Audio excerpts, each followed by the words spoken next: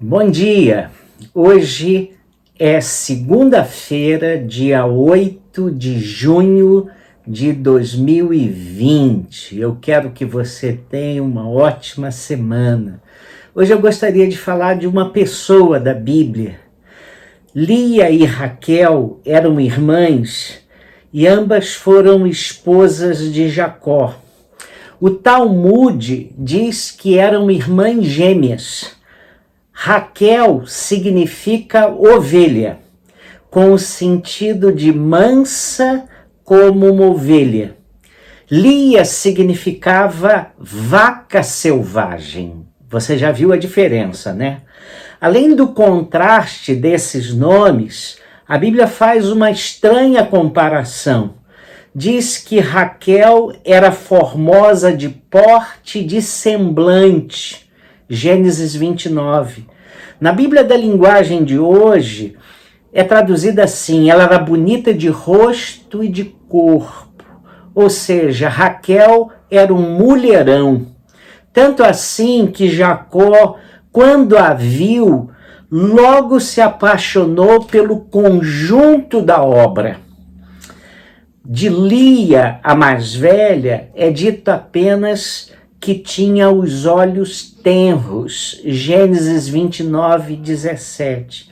As versões variam muito e expressam o olhar de Lia como baços, enfermos, fracos, cansados, desbotados, inexpressivos e meigos. A primeira versão em português da Bíblia na linguagem de hoje chegou a colocar que Lia tinha os olhos bonitos. E isso foi alvo de uma grande discussão. Aí a versão da nova tradução na linguagem de hoje corrigiu e colocou que os olhos de Lia eram meigos. Em outras palavras, Lia tinha um olhar apagado.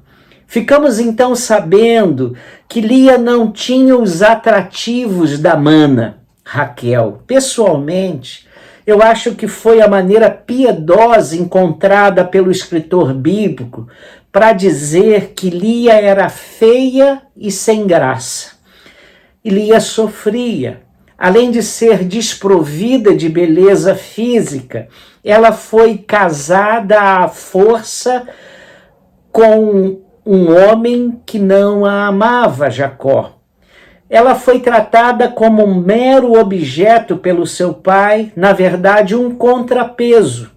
Assim, a Bíblia diz que Lia era desprezada. Lia foi um fardo imposto a Jacó, para que ele pudesse finalmente desfrutar do amor que ele tinha pela sua incomparável irmã.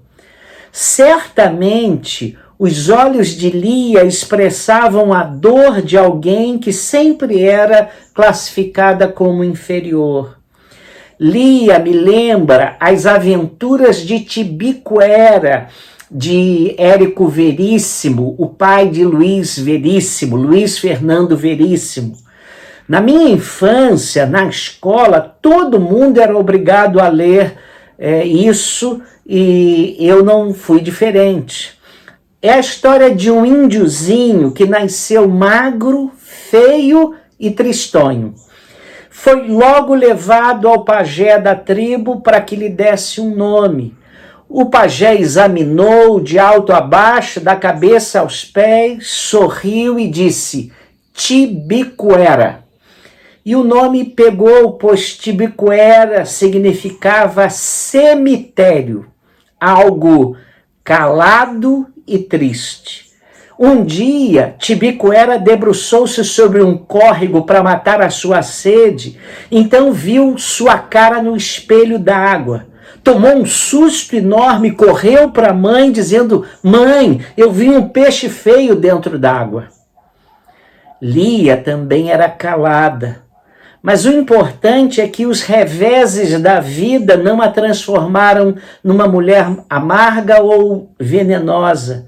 O texto bíblico não registra uma única palavra que desse a entender que ela tenha se deixado contaminar pela tristeza que trazia dentro do seu coração.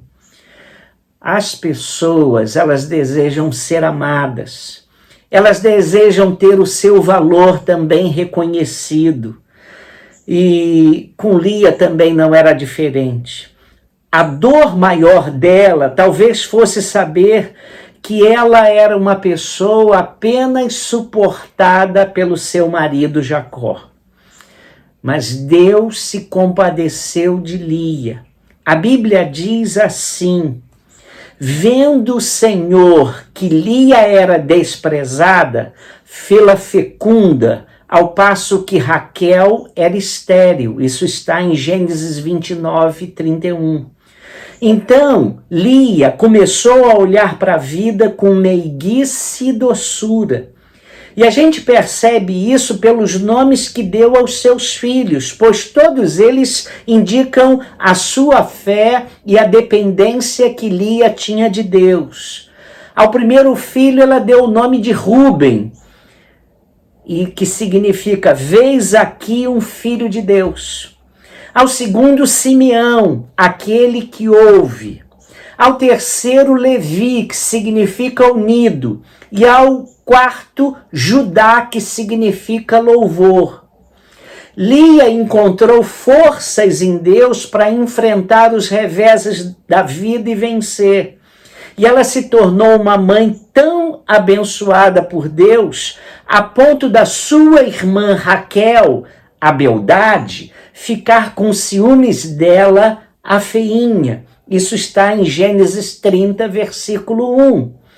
Mas Deus ainda fez muito mais por Lia. Lhe deu um espaço privilegiado naquela família. Ela ganhou um espaço especial naquela sociedade, na história do povo de Israel. Foi da tribo de Judá, um dos seus filhos, que veio Jesus Cristo, Salvador do mundo. O seu olhar triste e meigo, mas sua fé frente às durezas da vida, foram recompensadas por Deus. Talvez você esteja mais para Lia do que para Raquel. Talvez não se sinta uma pessoa tão valorizada. Talvez você não seja uma Gisele Bündchen da vida, nem um DiCaprio da vida. Quem sabe você se sinta também discriminado e seja tentado a questionar Deus, por que Deus me fez assim e outras coisas mais. Onde está o seu olhar hoje? Naquilo que as pessoas dizem de você? Num comentário deixado por alguém lhe fazendo desfeita? Lia buscou em Deus recursos para a sua fragilidade. E a Bíblia nos ensina a olharmos firmemente para Deus, para Jesus, o autor e consumador da fé. Ela nos assegura que se os nossos olhos forem bons, eles iluminarão todo o nosso corpo. Então, diante das desvantagens da vida, lembre-se de que temos um Deus que nos ama e estará sempre juntinho de nós. Virão reveses, virão desapontamentos com pessoas, mas podemos repousar a nossa vida nos braços fortes e nos braços ternos de Deus e no seu grande amor. Assim como fez com Lia, a quem valorizou e usou-a para abençoar muita gente, o nosso Deus é capaz de reverter qualquer situação, qualquer desvantagem. Então, olhe para a vida com esperança, pois quem vai conosco se compadece de nós. Vamos orar? Vamos. Ó Deus, nós olhamos para aquelas pessoas que têm uma autoestima muito baixa, como Lia, e que precisam ser também alcançadas pelo teu cuidado e pelo teu amor. Nós oramos para que esses queridos se lembrem de como o Senhor pode pegar as nossas desvantagens e transformá-las de tal maneira que sejam grandes manifestos do teu poder em nossas vidas.